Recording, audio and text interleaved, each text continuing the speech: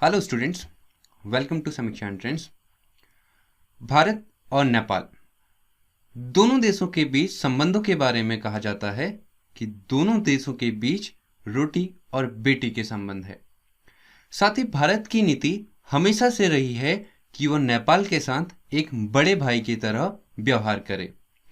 आज के इस पूरे सेशन में हम एनालाइज करेंगे भारत और नेपाल के बीच संबंधों को और जानने की कोशिश करेंगे कि ऐसे कौन से मुद्दे हैं, ऐसे कौन से कारण हैं जो दोनों देशों के बीच जुड़ाव पैदा करते हैं और दोनों देशों के बीच तनाव भी पैदा कर रहे हैं। साथ ही हम जानेंगे हाल ही में चल रहे सीमा विवाद के बारे में कि ऐसे कौन से कारण हैं जो सीमा विवाद पैदा कर रहे हैं। और आज के इस पूरे सेशन में हम बात करेंगे अन्य कुछ टॉपिक्स पे जो हैं। सबसे पहले हम बात करेंगे नेपाल के इतिहास के बारे में कि नेपाल में ऐसी कौन सी ऐतिहासिक घटनाएं हैं जो भारत के साथ संबंधों में गहराई पैदा करती हैं और ऐसी कौन सी घटनाएं हैं जो भारत के साथ संबंधों में तनाव पैदा करती हैं। उसके बाद हम बात करेंगे भारत और नेपाल के बीच वर्तमान संबंधों की कि कौन से राजनीतिक, आर्थिक और सामाजिक ऐसे संबंध हैं जिनके कारण नेपाल और भारत जुड़े हुए हैं। और उसके बाद करेंगे कि कौन सी भौगोलिक दशाएं हैं जो सीमा विवाद पैदा कर रही हैं और कौन सा मुद्दा है जो लगातार सीमा विवाद बनाए हुए है। इसके बाद हम बात करेंगे वो कौन सी चुनौतियां हैं जो भारत और नेपाल के संबंधों के बीच आने वाली हैं। और आखिरी में हम बात करेंगे कि आगे की राहें क्या हैं, यानी आगे और क्या हो सकता है कि भारत और नेपाल के संबंधों में और सुधार लाया जाए। लेकिन सबसे पहले हम बात करते हैं नेपाल के इतिहास के बारे में। नेपाल 1950 तक ब्रिटेन के कंट्रोल में रहा। हालांकि ब्रिटेन ने नेपाल पर पूर्ण नियंत्रण नहीं किया, लेकिन ब्रिटेन नेपाल को एक कठपुतली की तरह प्रयोग कर रहा था, यानी वो नेपाल से जो चाहे वो कार्य करवा रहा था। लेकिन नेपाल में एक बड़ा परिवर्तन आया 1950 में। 1950 में राजा त्रिभुवन, जो वहां के रॉयल खानदान के, रॉयल फैमिली के शासक थे त्रिभुवन, वो भारत चले आए। उन्होंने भारत आने के बाद भारत सरकार से मदद मांगी और इच्छा जाहिर की कि वो नेपाल के वापस से नरेश बनना चाहते हैं। और भारत सरकार ने भी त्रिभुवन को अपना सहयोग दिया। लेकिन नेपाल की स्वतंत्रता में, नेपाल की आज़ादी में जो दूसरा सबसे बड़ा योगदान रहा वो था बीपी कोइराला का। बीपी कोइराला, जिन्होंने बहुत पहले से ही भारत के साथ जो संबंध थे उनमें सुधार लाए थे। उनके सहयोग से ही भारत और नेपाल के बीच 1950 से पहले ही जो संबंध थे वो गहरे हो चुके थे। बीपी कोइराला नेहरू और गांधी जी को अपना आदर्श मानते थे और भारत के साथ लगातार स्वतंत्रता संग्राम में जुड़े हुए थे। इसलिए भारत ने ये तय किया कि भारत नेपाल की मदद करेगा और त्रिभुवन को वापस से नेपाल का नरेश बनाएगा। तो इस प्रकार 1950 में भारत के सहयोग से राजा त्रिभुवन नेपाल के नरेश बने। और बड़ी चीज ये थी कि इन्होंने ये तय किया कि ये अपना शासन लोकतांत्रिक आधार पर चलाएंगे, जो एक बहुत बड़ा डेवलपमेंट था। तो 1950 में त्रिभुवन के शासन में नेपाल में पहली बार लोकतांत्रिक सरकार बनी। सरकार का नेतृत्व कर रहे थे बीपी कोइराला। तो इस तरीके से राजा त्रिभुवन राजा थे, जबकि जो सरकार चला रहे थे वो थे बीपी कोइराला। और इसी साल यानी 1950 में भारत और नेपाल के बीच संबंधों में एक बड़ा परिवर्तन आया, वो था 1950 की संधि। भारत और नेपाल के बीच 1950 में मैत्री संधि हुई, जिसके प्रावधानों के अनुसार भारत में आने वाला प्रत्येक नेपाली को भारत अपने नागरिक की तरह व्यवहार करेगा। कहने का मतलब ये था कि भारत के अंदर जो नागरिक रह रहा है उसके अधिकारों के बराबर ही अधिकार नेपाल के नागरिक को भी दिए जाएंगे। इस संधि ने न सिर्फ नेपाल के नागरिकों को भारत में भारतीय नागरिकों के बराबर अधिकार दिए, बल्कि हमारी सीमाओं के बीच जो रोक टोक थी उसे भी समाप्त कर दिया। दोनों देशों ने यह तय किया कि हम आपस में फ्री मूवमेंट करेंगे, यानी दोनों देश एक दूसरे की सीमाओं के अंदर बिना किसी रोक टोक के प्रवेश कर पाएंगे। तो ये बहुत बड़ा परिवर्तन था भारत और नेपाल के रिश्तों में। लेकिन इसमें एक मोड़ तब आया जब 1960 में त्रिभुवन के उत्तराधिकारी बने महेंद्र नेपाली। क्योंकि महेंद्र नेपाली न सिर्फ भारत से अपने संबंधों में कमी कर रहे थे, बल्कि महेंद्र नेपाली ने जो लोकतांत्रिक सरकार थी उसे समाप्त कर दिया। इन्होंने वापस से नेपाल में मोनार्की स्थापित कर दी। तो महेंद्र नेपाली के आने से वापस से भारत और नेपाल के संबंधों में तनाव उत्पन्न हो गया, क्योंकि भारत हमेशा चाहता था कि जो नेपाल है वो लोकतांत्रिक बना रहे, इसलिए जो महेंद्र नेपाली हैं उनसे भारत के संबंध में लगातार तनाव आते रहे। तो 1960 से 2001 तक नेपाल में मोनार्की बनी रही, यानी सिर्फ एक राजा पूरे नेपाल को नियंत्रण करता रहा।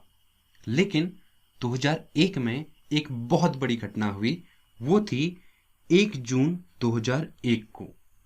क्या हुआ? इस दिन नेपाल के पूरे राजशाही परिवार को मौत के घाट उतार दिया गया, यानी पूरी रॉयल फैमिली, पूरा राजशाही परिवार एक ही दिन में मार दिया गया, जो नेपाल के इतिहास में बहुत बड़ी घटना थी। और इन्हें मारने के पीछे हाथ रहा माओवादियों का। उसके बाद लगभग 2006 तक, यानी 2001 से 2006 तक नेपाल में नियंत्रण रहा माओवादियों का। इस दौरान भारत और नेपाल के जो संबंध थे वो और ज़्यादा तनावपूर्ण हो गए, क्योंकि भारत किसी भी तरीके से माओवादी का समर्थन नहीं कर रहा था।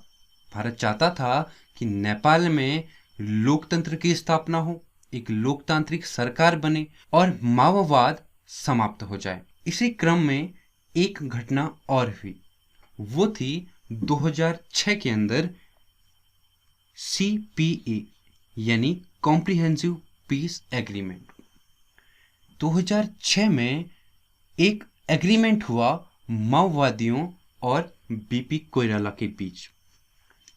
इस एग्रीमेंट के तहत माओवादियों ने सरेंडर कर दिया और वापस से बीपी कोइराला नेपाल में लीडर बन गए। और उसके बाद जो सबसे बड़ा परिवर्तन हुआ वो था 2008 में। नेपाल 2008 के अंदर एक लोकतांत्रिक गणराज्य बन गया। लोकतांत्रिक गणराज्य बनने का मतलब ये था कि नेपाल के अंदर अब राजा और नेपाल नरेश का पद समाप्त कर दिया गया और जो राष्ट्र का शासक था वो राष्ट्रपति और जो सरकार का शासक था वो प्रधानमंत्री नियुक्त किए जाने की परंपरा शुरू हो गई। इस घटना के बाद भारत और नेपाल के संबंधों में वापस से सुधार आया। भारत की सरकारों ने, वहाँ यहाँ के प्रधानमंत्रियों ने बार बार नेपाल में विजिट किया, बार बार नेपाल की जो नीति थी उसमें परिवर्तन किया और हम दोनों के बीच जो संबंध थे उनमें गहराइयाँ स्थापित की। अब इसी क्रम में हम ये जानने का प्रयास करते हैं कि भारत और नेपाल के बीच वर्तमान संबंध कैसे हैं। तो भारत और नेपाल के बीच संबंधों को जानने के लिए हम 3 सेक्टर में दोनों के संबंधों को देखते हैं। पहला, भारत और नेपाल के बीच राजनीतिक संबंध, भारत और नेपाल के बीच आर्थिक संबंध और सामाजिक संबंध। सबसे पहले हम देखते हैं कि भारत और नेपाल के बीच राजनीतिक संबंध कब कैसे थे। हमने देखा कि 1950 में भारत के सहयोग से नेपाल नरेश बने त्रिभुवन। और त्रिभुवन ने अपनी नीतियों के अंदर जो सबसे बड़ा स्थान दिया वो था भारत। उसका सबसे बड़ा कारण भी था कि भारत का सहयोग त्रिभुवन को बहुत बड़े हद तक था, और इसी दौरान भारत ने भी नेपाल पर अपना पूर्ण नियंत्रण रखा। भारत ने नेपाल के ऊपर अपना हस्तक्षेप का स्तर बहुत बढ़ा दिया। इस दौरान ऐसी स्थिति थी कि नेपाल अपने बाह्य निर्णयों को भी बिना भारत के तय नहीं कर पाता था। यानी अंतर्राष्ट्रीय स्तर पर, अंतर्राष्ट्रीय मंचों पर नेपाल को भारत रिप्रेजेंट करता था। तो इस दौर में नेपाल पर भारत का पूर्ण नियंत्रण रहा। लेकिन इस दौर के बाद नया दौर आया 1960 में, जब नेपाल के नरेश बने महेंद्र। और जब महेंद्र थे, उन्होंने अपनी नीति में एक बहुत बड़ा परिवर्तन किया। वे चाहते थे कि नेपाल भारत पर अत्यधिक तौर पर निर्भर ना रहे, क्योंकि कोई भी देश ये नहीं चाहता कि उसकी संप्रभुता को किसी भी प्रकार से किसी अन्य देश से खतरा रहे।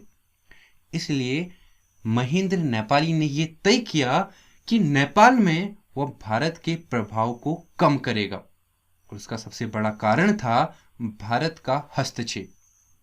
इसलिए महेंद्र नेपाली ने अपनी नीति बनाई और नेपाल में जो पावर थी उसे बैलेंस किया भारत और चीन के बीच।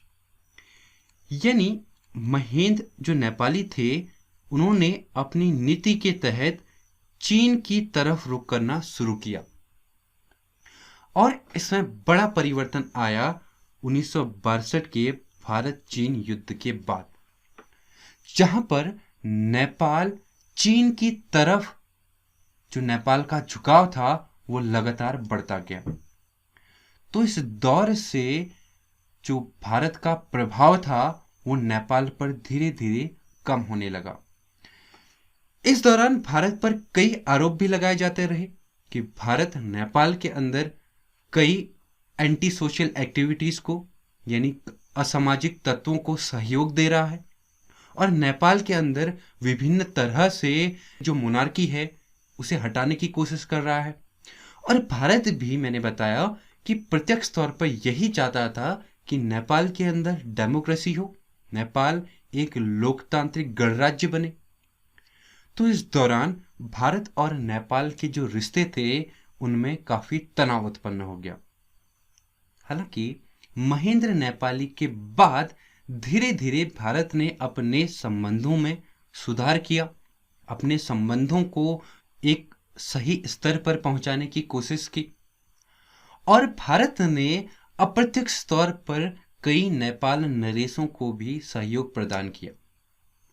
लेकिन 2001 के बाद जब नेपाल में माओवाद की स्थापना हुई, यानी माओवादियों ने नेपाल पर नियंत्रण स्थापित कर दिया, इस दौर में भारत के नेपाल के साथ जो संबंध थे उनमें बहुत बड़ी गिरावट आई, क्योंकि भारत माओवादियों को किसी भी तरह से सहयोग नहीं देना चाह रहा था।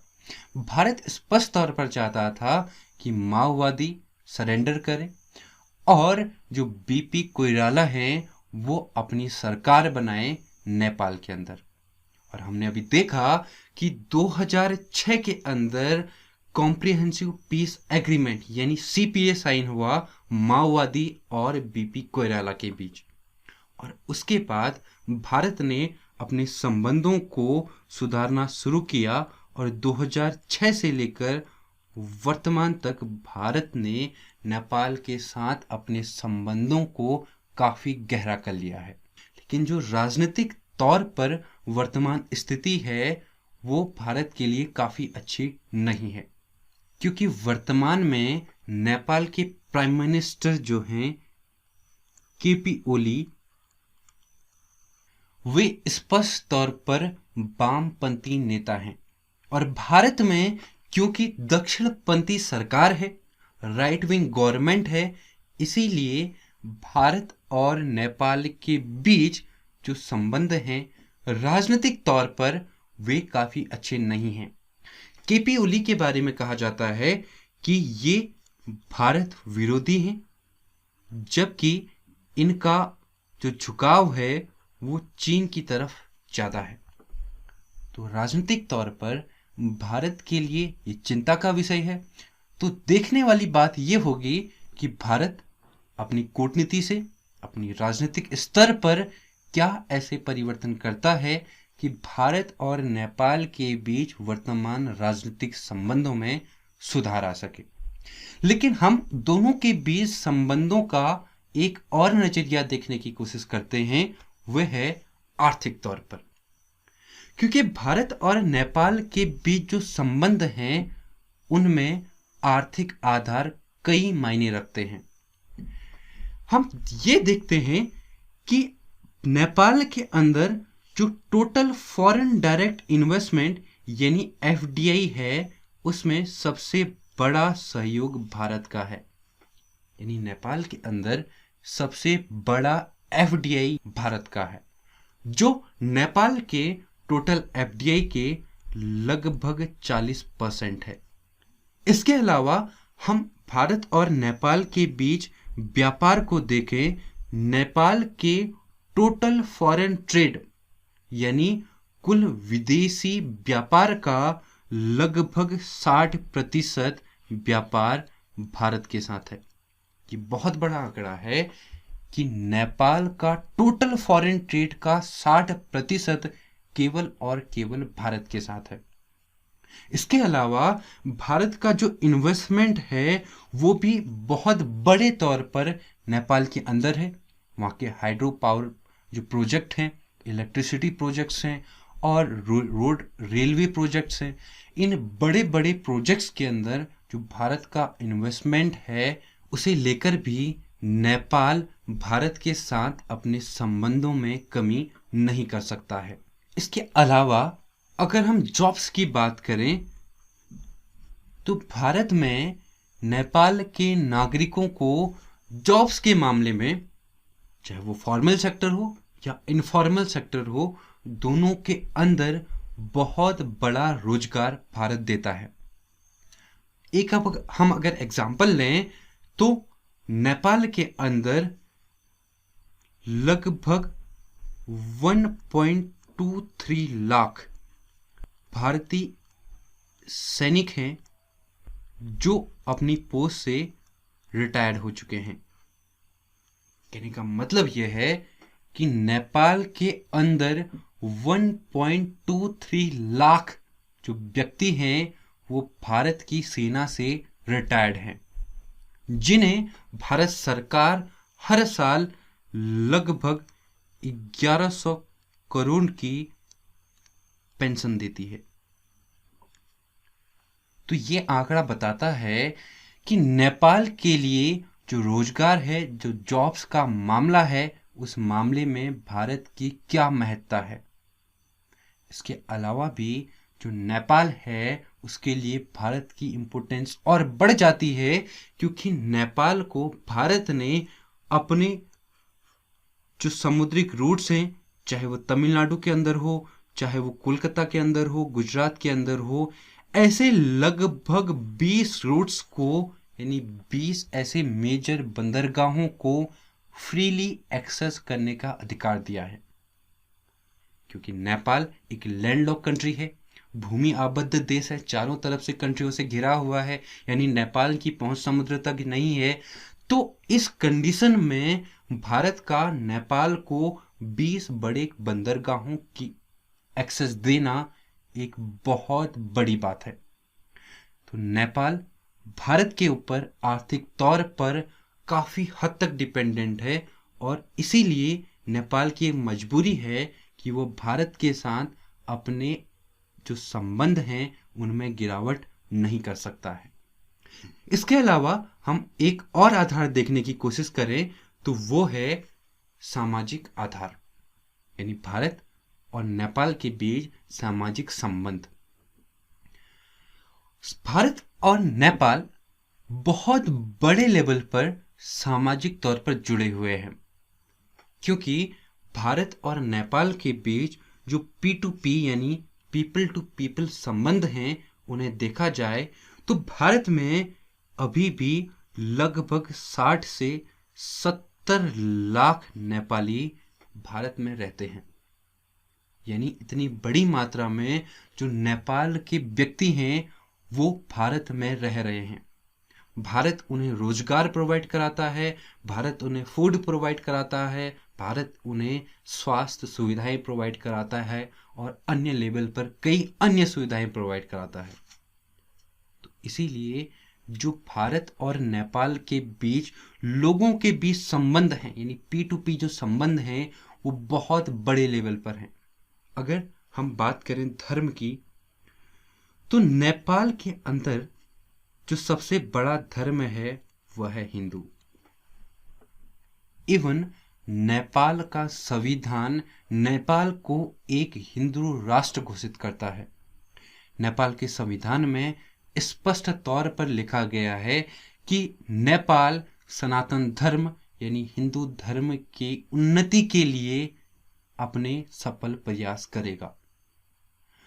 तो क्योंकि भारत भी एक मेजॉरिटी तौर पर हिंदू धर्म से संबंध रखता है, भारत में भी लगभग 80% हिंदू धर्म के लोग निवास करते हैं, इसीलिए दोनों देशों के बीच जो धार्मिक संबंध हैं वो भी काफी हद तक उच्च स्तर के हैं। इसके अलावा दोनों देशों के बीच जो भाषाई संबंध है वो भी उच्च स्तर के हैं, क्योंकि दोनों देशों के बीच बोली जाने वाली जो भाषा है वो हिंदी है। क्योंकि जो नेपाल है वहाँ पर भी काफ़ी हद तक लोग हिंदी भाषा का प्रयोग करते हैं। इसके अलावा दोनों देशों की संस्कृति काफ़ी हद तक समान है। नेपाल में भी भारत के कई सारे त्योहार सेलिब्रेट किए जाते हैं। नेपाल के अंदर कई सारे भारतीय मंदिर हैं।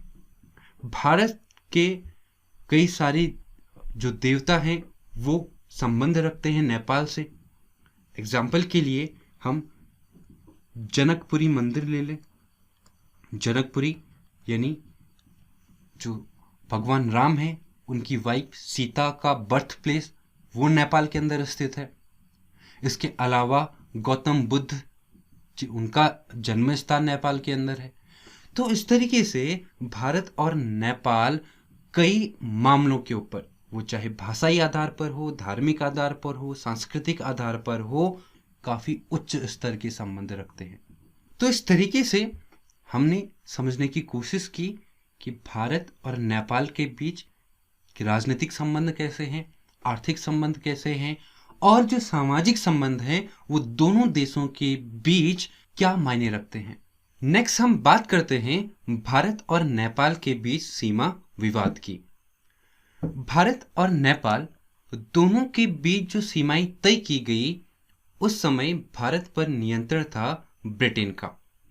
यानी जो सीमाएं तय हुई वो ब्रिटिश इंडिया और नेपाल के बीच तय हुई और सीमाएं तय करने के लिए 1816 के अंदर एक महत्वपूर्ण संधि की गई जिसका नाम था सुगौली की संधि।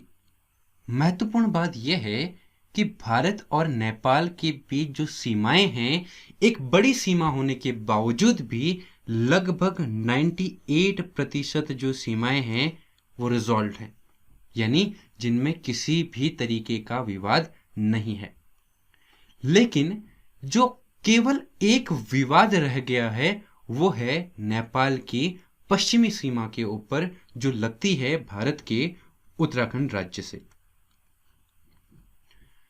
सुगौली की संधि के अनुसार ये तय किया गया कि इस क्षेत्र में यानी नेपाल की पश्चिमी सीमा के ऊपर भारत और नेपाल के बीच जो सीमा का कार्य करेगी वो करेगी महाकाली नदी।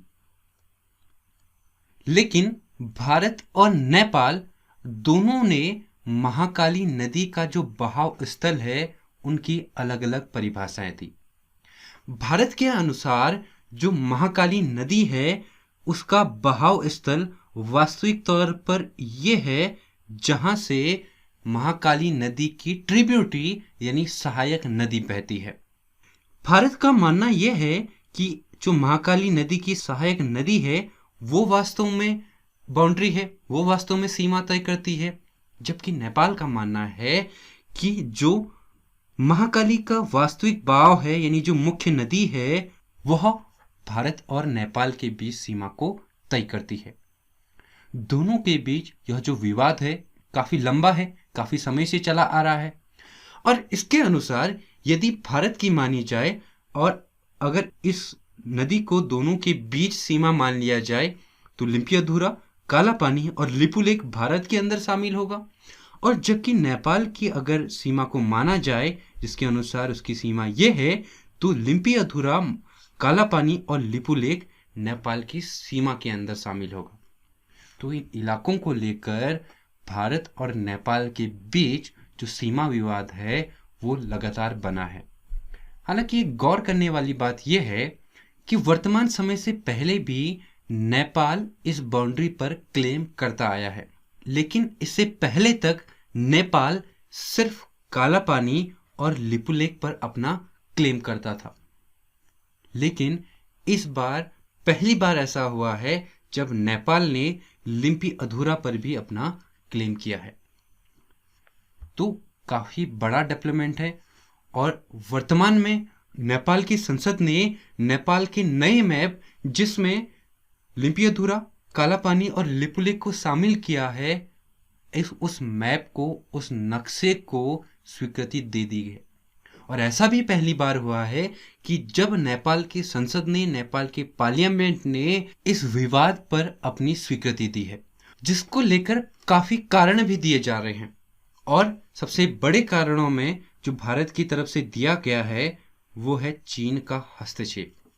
भारत का मानना यह है कि नेपाल इन इलाकों पर सिर्फ इसलिए क्लेम कर रहा है कि जो चीन है उसने नेपाल के ऊपर अपना प्रभाव छोड़ा है और नेपाल को मजबूर किया है कि वे इन स्थानों पर अपना क्लेम करे, क्योंकि भारत के लिए चीन तक पहुंच कर पाना इन इलाकों से ही संभव है। खासतौर पर जो लिपुलेख दर्रा है, इससे होकर भारत अपनी सेनाओं को, अपनी पहुंच को चाइना के अंदरूनी भाग तक विकसित कर सकता है।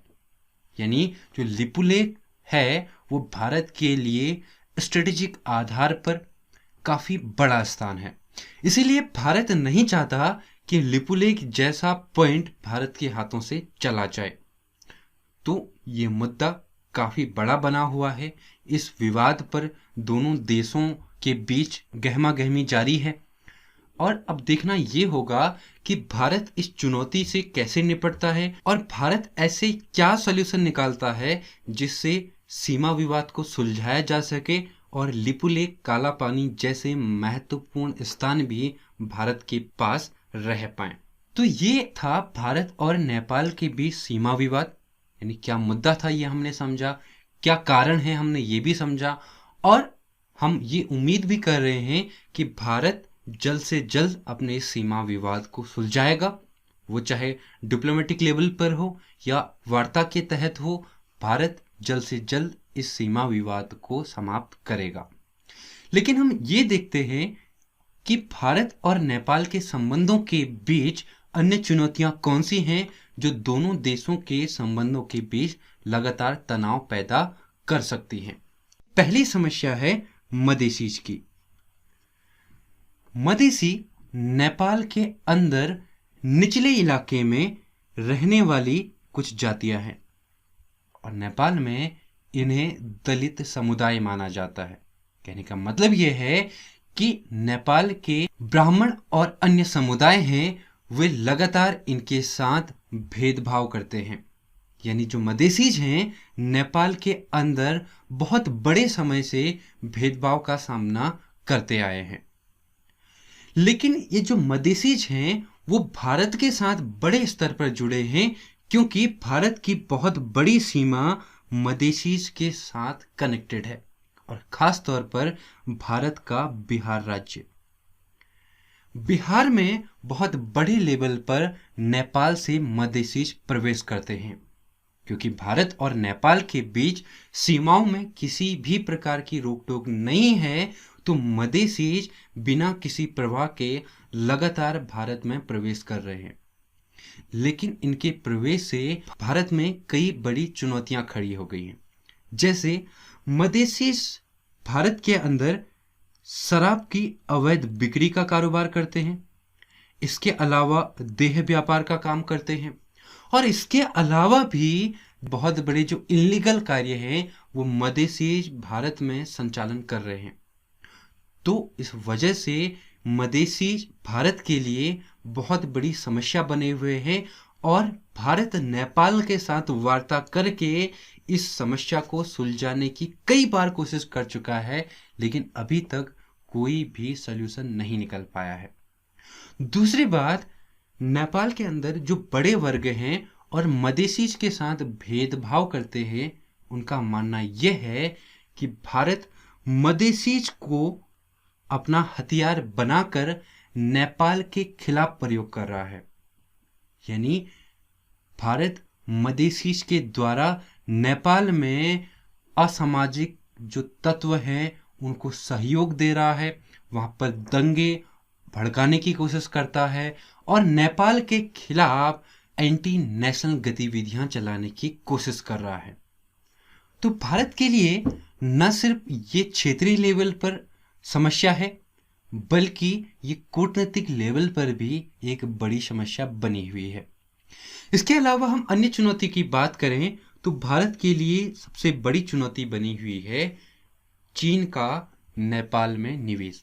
अगर नेपाल में चीन का निवेश देखें तो वो लगातार बढ़ा हुआ है। चीन ने पिछले कई वर्षों से नेपाल के अंदर बहुत बड़े प्रोजेक्ट शुरू किए हैं, वो चाहे रेलवे प्रोजेक्ट हो, हाइड्रो पावर प्लांट के प्रोजेक्ट हो, सड़कों के प्रोजेक्ट हो। नेपाल के अंदर जो चीन है वो भारी मात्रा में निवेश कर रहा है। नेपाल की राष्ट्र बैंक की जो एक रिपोर्ट आई थी फिस्कल ईयर 2016-17 के अंतर्गत, जिसके तहत सबसे ज्यादा 125 प्रोजेक्ट्स के अंदर चीन कार्य कर रहा है, जबकि इसमें भारत का नंबर देखें तो केवल 23 प्रोजेक्ट के अंदर है। यानी भारत से कई बड़ी मात्रा में जो चीन है नेपाल के प्रोजेक्ट्स और वहां के जो विकास प्रोजेक्ट्स हैं उनके ऊपर कार्य कर रहा है। तो स्वाभाविक तौर पर जो नेपाल का झुकाव है वो चीन की तरफ होना लाजमी है। तो भारत के लिए सबसे बड़ी समस्या यह है कि भारत चीन के इस प्रभाव को कैसे बैलेंस करे, क्योंकि भारत किसी भी तौर पर चीन की बराबरी नहीं कर सकता है निवेश के मामलों में। तो भारत के लिए कूटनीतिक तौर पर यह चैलेंज है, ये चुनौती है कि वह चीन के इस निवेश को किस तरीके से हैंडल करे। इसके अलावा भारत की जो बड़ी समस्या है वो नेपाल के अंदर राजनीतिक अस्थिरता भी है। हालांकि मैंने बताया कि नेपाल 2008 से गणतांत्रिक लोकतंत्र है, यानी वहाँ डेमोक्रेसी बरकरार है, लेकिन नेपाल में अभी भी संविधान की कमी है। हालांकि नेपाल के अंदर 2015 में संविधान बनाया जा चुका है, लेकिन नेपाल के नागरिक और नेपाल के कई बड़े लीडर्स उस संविधान को मानने से इनकार करते हैं। इनका मानना यह है कि नेपाल के अंदर एक बैलेंस संविधान होना चाहिए।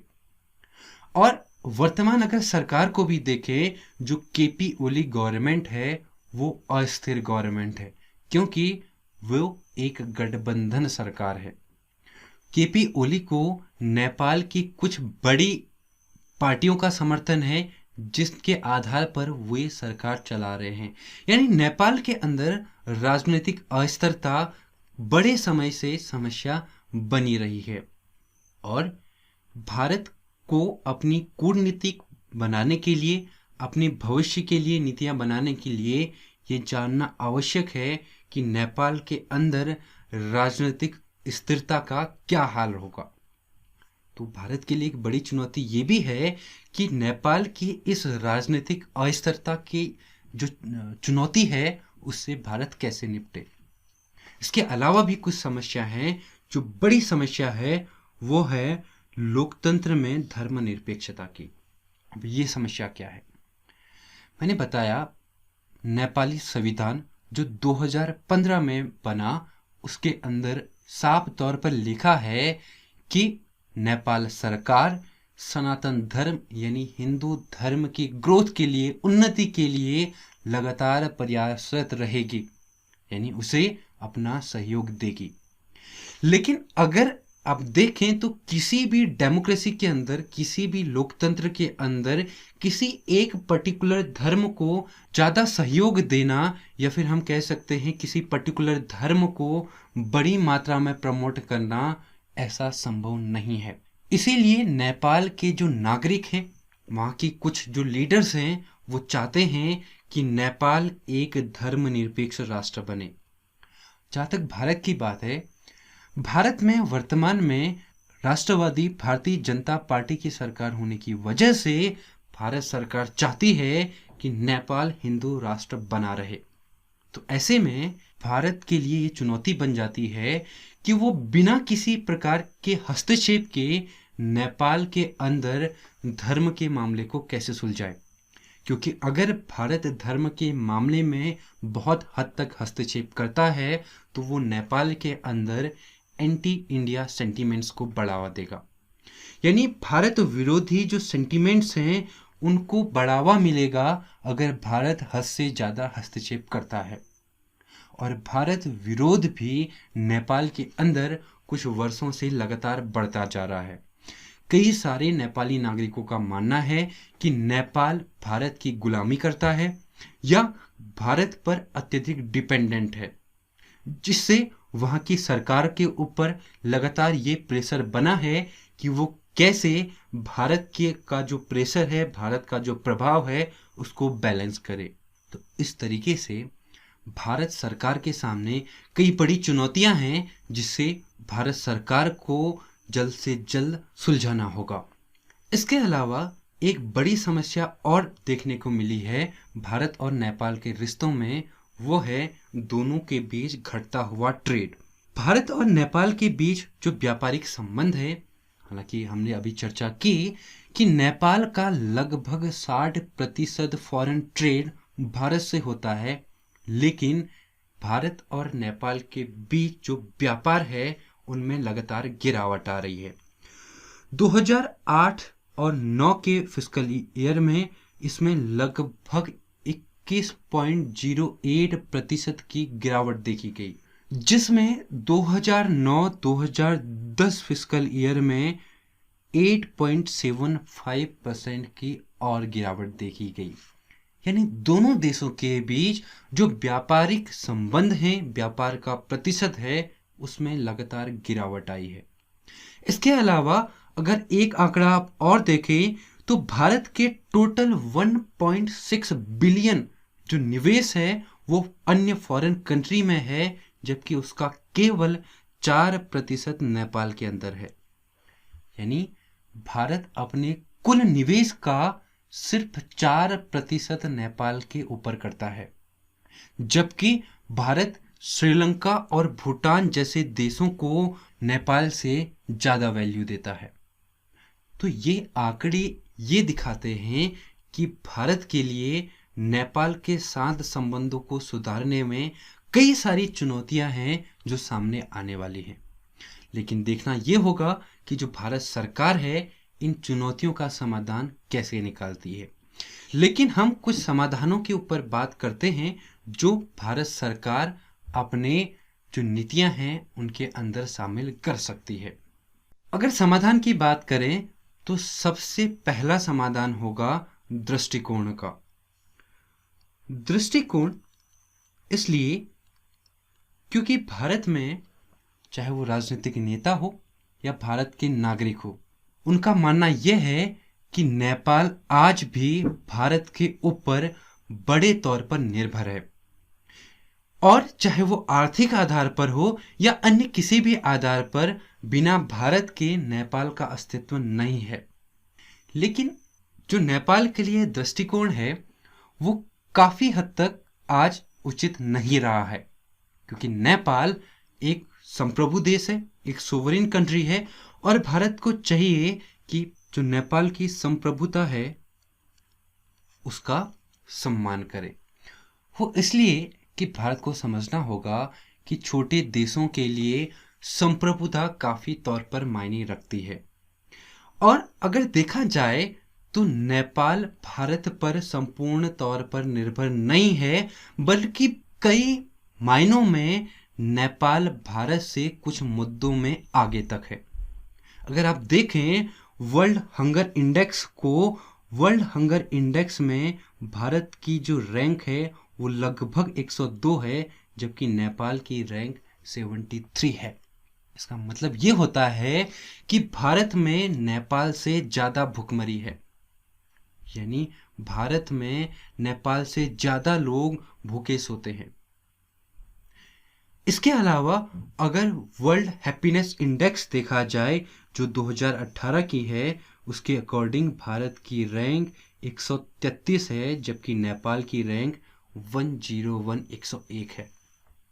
इसी वर्ल्ड हैप्पीनेस इंडेक्स 2018 के अनुसार जो नेपाल है वो भारत से कई अन्य मामलों में भी आगे है, जैसे हेल्थ लाइफ एक्सपेक्टेंसी हो, freedom to make life choice हो, जेनरोसिटी हो, और भी जो मुद्दे हैं उन मामलों में जो नेपाल है वो भारत से कई आगे है।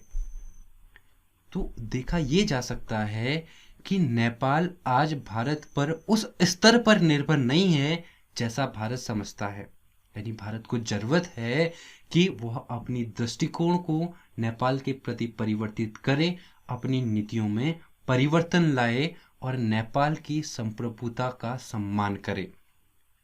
इसके अलावा भारत को अपनी जो नीतियां बनानी होंगी वो चीन के ऊपर भी बनानी होंगी, क्योंकि जो नेपाल है वो लगातार चीन की ओर अग्रसर रहा है। यानी नेपाल पर जो चीन का प्रभाव है वो लगातार बढ़ता जा रहा है।